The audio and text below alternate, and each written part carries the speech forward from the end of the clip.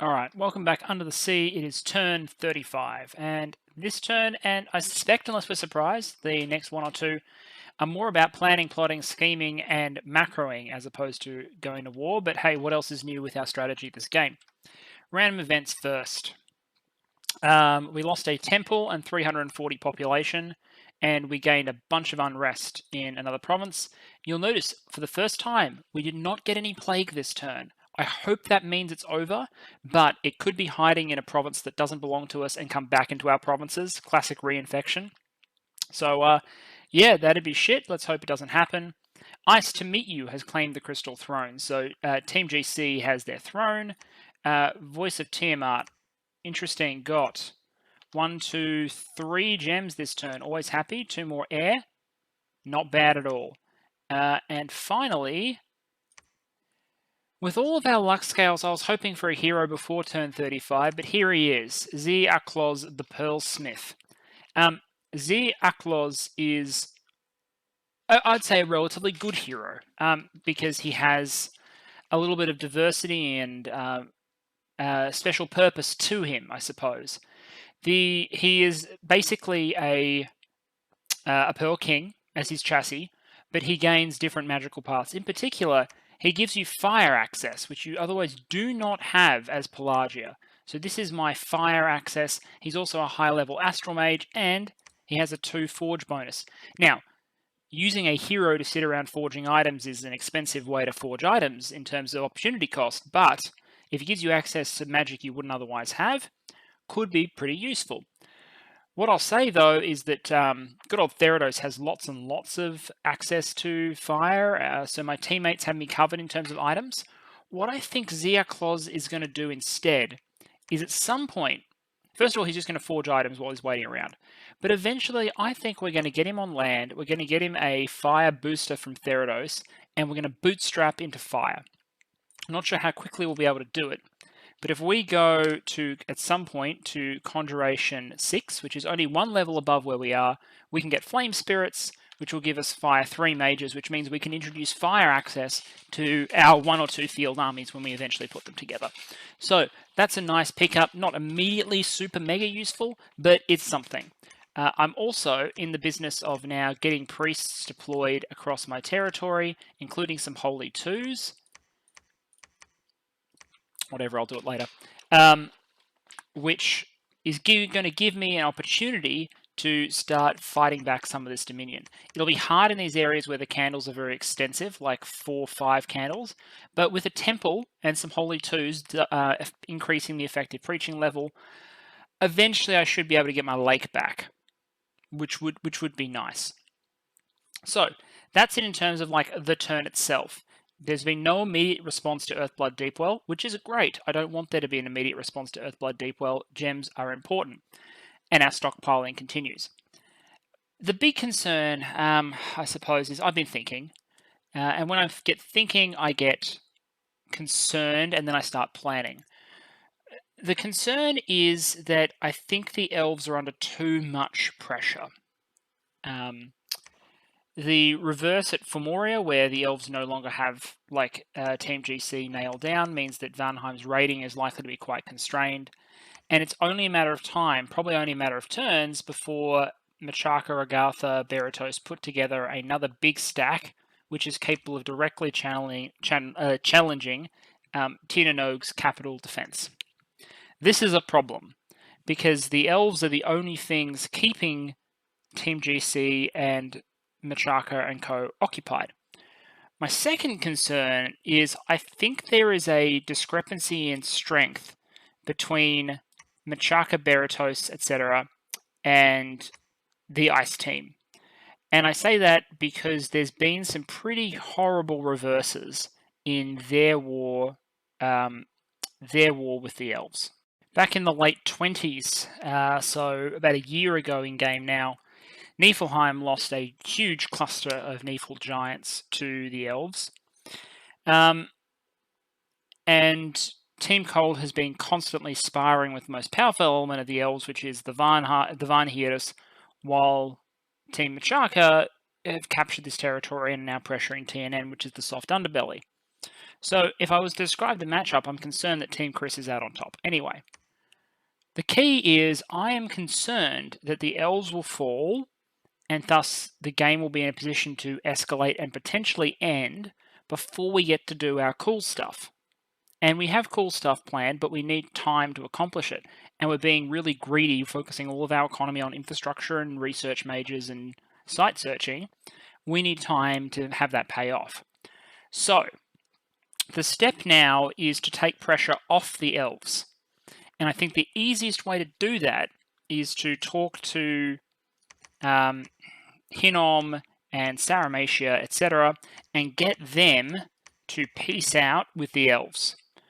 Possibly also talk to Team Cold and get them to peace out, but I think that'll depend on how this war goes. But certainly as a first goal, reducing that pressure means Vanheim can focus more extensively on the southern and eastern fronts. And if they peace both, then just on the eastern front, which will allow them to stabilize TNN, or at least that's the hope.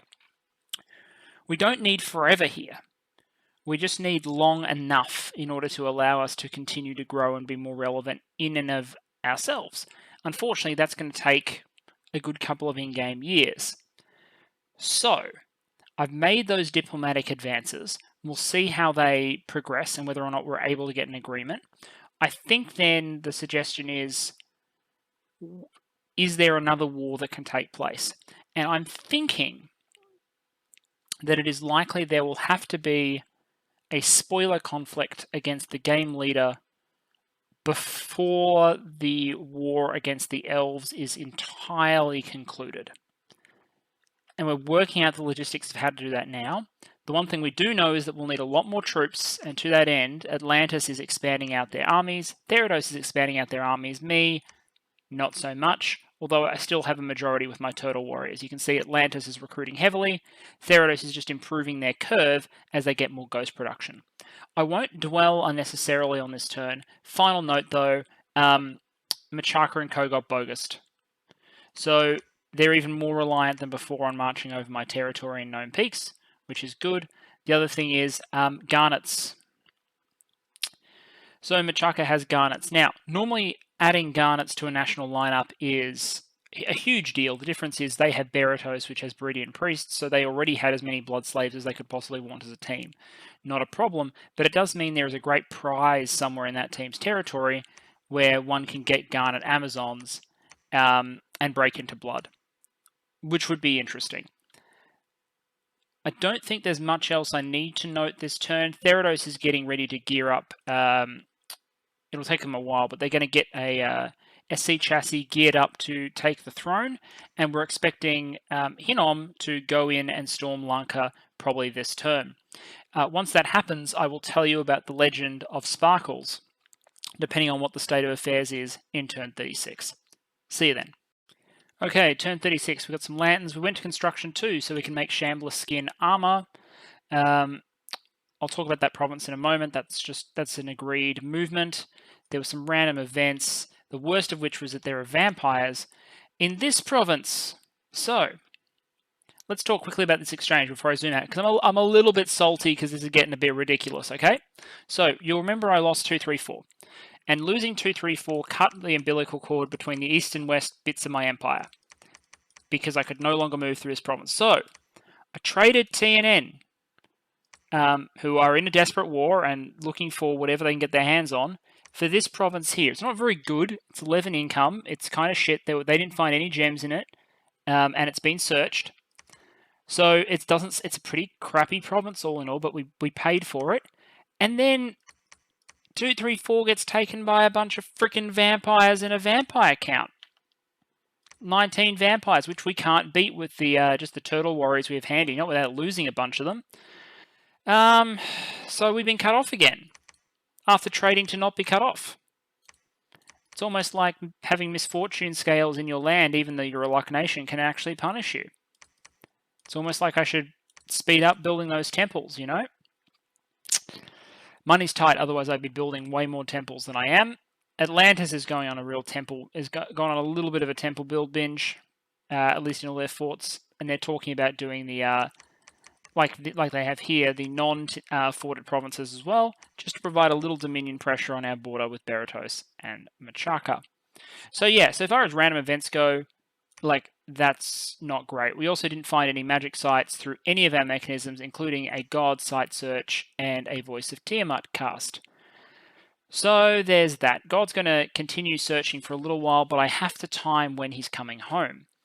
Because, and I probably won't talk about this turn, maybe next turn we'll talk about the plan to break into a whole bunch of new magic and diversity. This turn I want to talk a little bit about diplomacy.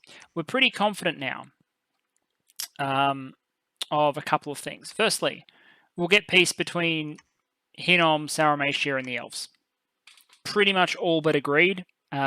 It's fine. I think they'll get reasonable borders, and they understand. I think the key is that Hinnom and Saramatia and all understand, because they're savvy people, that this fight with Vanheim isn't actually going to deliver them anything of value, and it's just facilitating other people winning the game. And that's entirely true. That's entirely true. If things kept going the way they're going and nothing changed in either diplomacy or balance of power, Hinnom and co aren't winning this game, especially not if they continue the war with the elves. So that should take some pressure off Vanheim. Unfortunately, the same turn we accomplished that, turns out Vanheim has lost a whole bunch of Vanheers because a very tired Feng forgot to divine bless. So the rumor goes. Feng forgot to divine bless, and as a result, a whole bunch of Vanheers got killed by Team Cold. So with that reduction of the Elvish force fighting against Rus, the ability for even this pressure coming off, allowing them to force a peace with Team Cold or to go reinforce TNN, it's also like substantially diminished.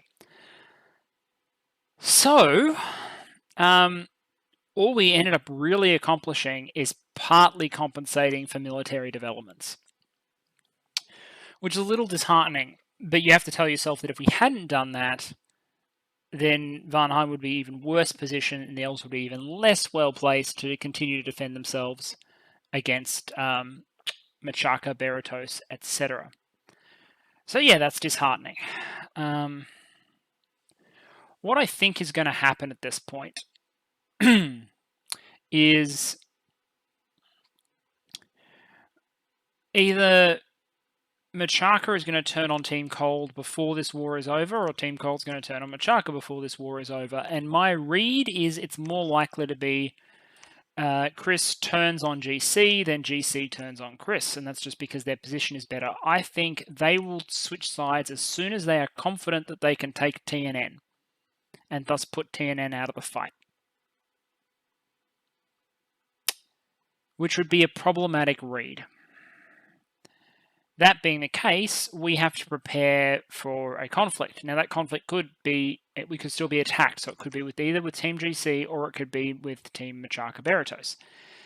In order to be ready for both of those, we need to be able to fight on a couple of fronts. We'd need to be able to fight over here against Beratos Machaka. We're quite close to the Bridian capital, so being able to fight on that front is important if it comes to that. That's where all these Atlantean troops come in. We're actually considering bringing these Atlantean troops over land, assuming Bogus gets rid of, bringing them over land by agreement and having them reinforce me and my lake, because I'm a little vulnerable at the moment.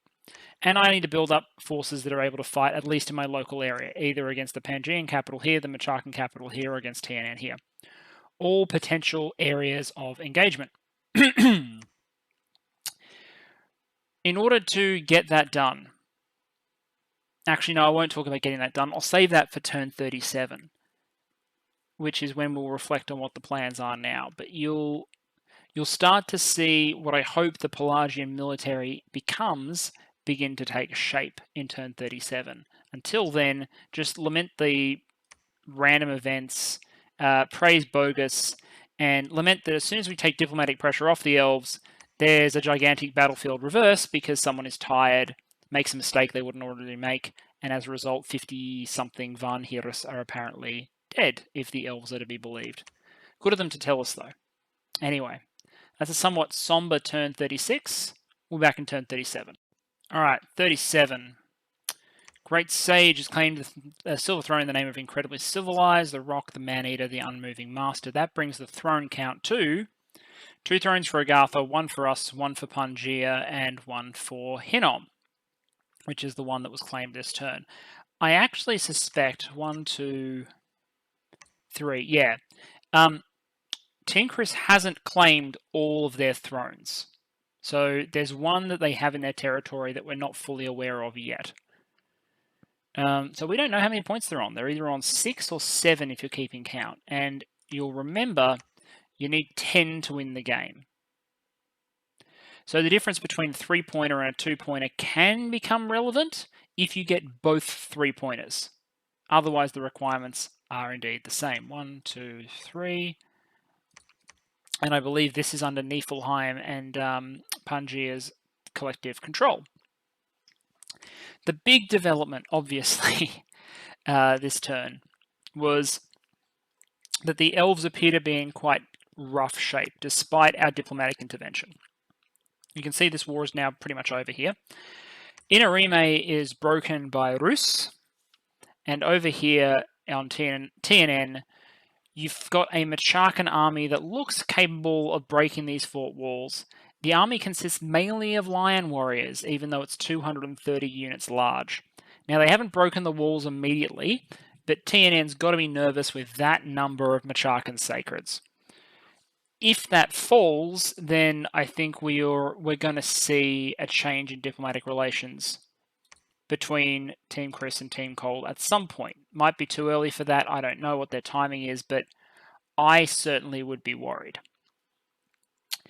So, what are we planning? Well, we're now 1 turn away from Enchantment 8, and everyone knows what Enchantment 8 means. It means Lichcraft. It actually means a fair number of things. It means things like mass regeneration for combat magic, but it also means Lichcraft. Liches are high death magic, immortal casters with invulnerability. They are capable of doing darkness, rigor mortis, shadow blast. They can do skeletons. They can do life after death. All the big death stuff they can, with or without boosters, depending on the circumstances, do a whole bunch of it. They are not as good at thugging as Wraith Lords because they don't come with really cool equipment and they're not ethereal, so they don't have those layered defenses. But as casters, they're superior and they're 25% cheaper. And they're in the path that we're going down anyway. So, SSG 73 is going to have his moment. Therados is going to furnish us with death boosters. We're going to unlock Enchantment 8, and we're going to start pumping out Liches. We'll get some extra death gems from our allies. We've got a decent enough income. We're going to have enough stockpile next turn for 2. We should be able to source enough gems for 3. And I'm hoping that by the time we've got 3, we'll be in a position to consider getting 4, depending on what I can trade and scrounge for. In particular, selling items to Agartha has been a great source of death gems, and we're going to pursue that as far as it will possibly go. I'm okay selling research, selling quills to Agartha, for example, for death gems, because we can put those death gems to better use, and we have access to lightless lands, which is keeping our research mega competitive. I'm not sure how many other people are running 1,100 research at this point. I think we're doing okay. If I had to guess, we're at least competitive with Team Kris. We're going to be ahead of Saramatia and Hinnom, I don't know. It depends how much effort they've done on their mages. So we're going to get those. We're also going to get Naiads. The reason we're going to get Naiads, and we already have access to them, where is it? Contact Naiad. It's because they, one, water gems, and we have shit tons of those. Secondly, it'll break us into big nature. So what that will allow us to do is send troops into combat that have both death and nature backing them, as well as probably astral from our communion. You're starting to get somewhere at that point. If you can cast Life After Death, Will of the Fates, Mass Regeneration, Serpent's Blessing, Howl, Foul Vapors, I mean, that's a pretty good start. If you've out-teched someone. Even if you're just using Turtle Warriors, even if you're just using my crappy troops, that sort of magical backing is going to matter. And it can get, I imagine that might get a little bit brutal as well if we manage to include additional paths. I don't have alteration research, which is where some of it is. But luckily, enchantment contains both the D boost and the N boost that I'm after. We can do a lot using just enchantment without having to break into alteration. I am thinking of going thaumaturgy though. Why would I go thaumaturgy? Shouldn't I just go enchantment 9 and get arcane nexus? No, I shouldn't. We're about to talk about the grand plan, so I hope you're strapped in. But first, let's just reflect on one fact, a sad fact. Yeah, you see that right. Whoops, we didn't mean to do that. Did we not see the actual fort battle? Apparently we didn't see the fort battle. Anyway, so Lanka itself has fallen to Hinnom. You'll notice, however, that Sparkles, Lanka, is not dead. And the reason is there is a fully geared bull which was revived and then teleported out of its capital and is gallivanting around the place. And what it's trying to do is teleport onto provinces that have unforted labs. There are 1 or 2 of them around, and then teleport to another province with an unforted lab, and as a result, avoid being caught. That's Sparkles as he parades around, like marching freely through villages and plains, eating livestock, villages, buildings, whatever takes his fancy. Really, he's a great white bull. And as far as I'm concerned, that's great. It's one additional distraction, and it's also a noble incarnation of that great Dominions tradition of fighting with everything you've got till you got nothing left. It's not tilt, it's just funny that Sparkles has fled. He's probably got no hit points because he's going to be way out of Dominion. But I hope he survives for at least a little while longer. We've said in chat that we will welcome Sparkles into our pantheon when he eventually dies, because any god pretender that puts up such heroic resistance deserves to be recognized. So if somehow we bloody win this thing, Sparkles will be recognized as at least a compatriot of our disciples and our god in the pantheon of its reigning men, the Monolith. That's enough of me yabbering on. What's the plan? Okay, so the plan is eventually, we're working backwards, right? Diplomatically and militarily, it's to prevent anyone else winning the game until we can macro so much that we can be competitive with the game. So that means turning the elves off, protecting the elves from Saramatia. It'll eventually mean turning ourselves and probably Hinnom on one of the more dominant of the 2 of the Team Kris and the Team Cole alliance, probably, depending on how that diplomacy advances, and getting armies of our own that are capable of doing the fighting, which is why I'm getting liches, it's why I'm getting naiads. But the linchpin in the big macro strategy of how you get so, I suppose, have so much income that you can't be countered rests on this spell, Arcane Nexus. Because we're pretty sure that if we cast it and can keep it up, we'll be able to eclipse, or at least be competitive with, all other combined remaining powers with their gems, insofar as gem incomes goes. That is especially because it's not just Arcane Nexus. Pelagia is a shit nation, but it can do one thing better than anyone else, at least better than anyone else other than its incarnations. Because it has pearl farming, it can do something called wish farming. Wish farming is where you wish for gems using the wish spell, which would require going up to alteration 9. Then you convert the water gems into pearls at 100% efficiency using the pearl farming mechanic. That gets you 50. That gets you 50 towards your next cast of wish. If you then spend all of the other gems, so if you then spend the fire, the air, the earth, the death, and the nature, which is 50, 100, 125 gems, you de facto get about a quarter of that back through Arcane Nexus again. What that means is you're only spending about 14 gems. I'll do the numbers in a later episode when I really dive into wish farm. The point is, you're not spending many gems net in order to get the benefit of spending 125 gems, which is really nifty. Now, where this gets stupid is that process is scalable, hypothetically.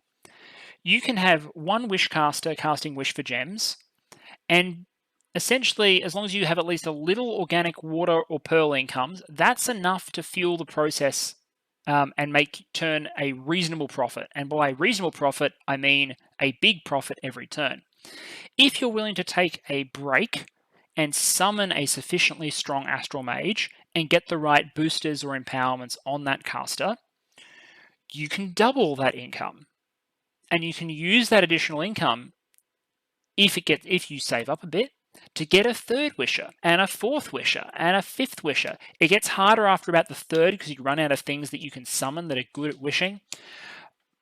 But Pelagia can do it. And what that essentially means is if this game drags long enough, you don't have to be a Blood Nation, because hypothetically we can make infinite gems. Not infinite, but we can have a significant linear growth in our income, and that will overwhelm people eventually. That's way in the future. That's way in the future, but it's one of the reasons why I picked Pelagia. That, and I thought they were worse than Oceania or all up. So interesting late game play, harder challenge, had to pick Pelagia. That's all in the future. But let's work backwards. To do that, we're going to need a whole bunch of pearls. To get the pearls, we need Arcane Nexus. To have Arcane Nexus up for a long time, we're going to need a lot of pearls to make sure it can't be overcast, and we're going to need to not die. How do you not die? Because we'll get the pearls just by waiting. We're getting a lot of water gems. We're going to alchemize them, and we're going to do a big cast of Arcane Nexus. Well, to not die, you go to Thaumaturgy 7. And you cast Vengeful Water. Vengeful Water means there is a 5% plus your number of Dominion candles times 2% chance that and that procs on every single enemy commander, stealth or not, in your Dominion, that will be attacked by a water elemental every turn. And the size of that water elemental varies from, I think, 6 in the water. It's large on the coast, and then as you go inland, it gets smaller and smaller. Being by a river, I think, gets you a size 4. When we get close to casting this, I'll talk about the sizes you get in more detail. But as a defensive spell, if you can get your Dominion up, it's fantastic, because it breaks apart the ability of people to bring lots and lots of mages and commanders. It makes it very unreliable for them to move in your territory. Unlike Wrath of God, it has no real offensive power because it doesn't strike outside your Dominion, and it makes it even more important that we start to preach up, temple up, and expand our Dominion. But you've noticed the entire lake is now our Dominion, and we're going to keep pushing that. We're going to try and shove it so the coast, as well as our lake, is our Dominion, and all of my lake is our Dominion. And if that happens, attacking us is going to be a real pain. And if attacking us is a real pain, and Arcane Nexus is really hard to take down, then maybe, just maybe, we can endure long enough for the payoff to matter. Is that a sufficiently greedy strategy for you all? But that's what we're thinking. The Arcane Nexus caster will obviously be the Grand Hydromancer. We'll get some Astral Boosters out, and that'll do the job. Atlantis can get me a Crystal Coin and a Starshine Skullcap, which will get me to Astral 8. Eventually, I can get a Ring of Sorcery, Wizardry, or Empower and get to Astral 9. So our research path is probably going to be Inch 8, Thalm 7, Inch 9, Alt 9. In that order. Not bad, huh? That said, it's all purely hypothetical at this stage. In order to make any of that work, we need to make sure that neither Team Kris or Team Cole win the game in the interim, and that will mean making sure that we balance the diplomacy as much as possible, that we trade strategically, and that if worst comes to worst, we might actually pretend this is a war game and send our troops into battle. But I really hope we're not at that point yet, because as much as I just told you about, gems and defensive spells and all that, Right now, reality check, we got Jackal Dominion in our lake. Our armies are still made up of turtle warriors. We haven't got our diversity magic yet, so there's no magical support for our battlefield armies.